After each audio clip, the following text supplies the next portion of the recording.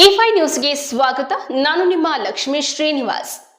ಬಂಗಾರಪೇಟೆಯ ಕಾರಳ್ಳಿಯಲ್ಲಿ ಗ್ರಾಮ ಪಂಚಾಯಿತಿಯ ವತಿಯಿಂದ ಕಾರಳ್ಳಿಯ ಗ್ರಾಮ ಸಭೆಯನ್ನ ಏರ್ಪಡಿಸಲಾಗಿತ್ತು.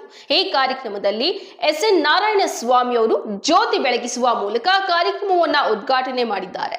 ನಂತರ ಮಾತನಾಡಿದ ಅವರು, ಮುಂದಿನ ದಿನಗಳಲ್ಲಿ ಬಂಗಾರಪೇಟೆ ನಗರಸಭೆಯಾಗಲಿದೆ. ನಿಮ್ಮ ಬಯಕೆಯಂತೆ ಮತ್ತು ಕೆಲವು ಮುಖಂಡರ ಬಯಕೆಯಂತೆ ಇದನ್ನ ಅಂದ್ರೆ ಬಂಗಾರಪೇಟೆಯ ಕಾರಳ್ಳಿಯನ್ನ ಗ್ರಾಮ ಪಂಚಾಯಿತಿಯನ್ನಾಗಿ ಮುಂದುವರಿಸಲಾಗುವುದು ಎಂದು ಹೇಳಿದ್ದಾರೆ.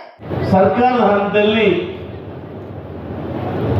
ನೀವೆಲ್ಲ ಕೂಡ ಪ್ರತಿ ಇಲಾಖೆಗೆ ಅಲಿಬೇಕು, ಅದನ್ನು ತಪ್ಪಿಸಬೇಕು ಅಂತೇಳಿ ಇಡೀ ತಾಲೂಕು ಆಡಳಿತವನ್ನ ನಿಮ್ಮ ಪಂಚಾಯಿತಿಯಲ್ಲಿ ತಗೊಂಡ್ಬಂದು ಪಂಚಾಯಿತಿಯ ಎಲ್ಲ ಸಮಸ್ಯೆಗಳನ್ನ ಪರಿಹಾರ ಮಾಡ್ತಕ್ಕಂಥ ಒಂದು ವೇದಿಕೆನೇ ಗ್ರಾಮ ಸಭೆ.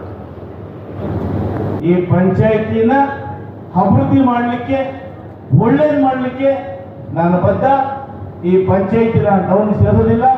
ಕೆಲವು ಗ್ರಾಮಗಳು ಕೆಲವು ನಂಬರ್ಗಳೇನು ಟೌನ್ ಲಿಮಿಟ್ಸಲ್ಲಿದೆ ಅವ ಮಾತ್ರ ಸೇರ್ತವೆ.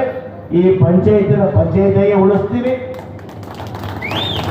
ಜೊತೆಗೆ ಎಲ್ಲರೂ ಕೂಡ ಹಬ್ಸದೆ ಎಷ್ಟೆಲ್ಲ ಪ್ರಜೆಗಳು ಇರ್ತಾರ ಇಲ್ಲ ಕಾಲದಲ್ಲಿದೆ.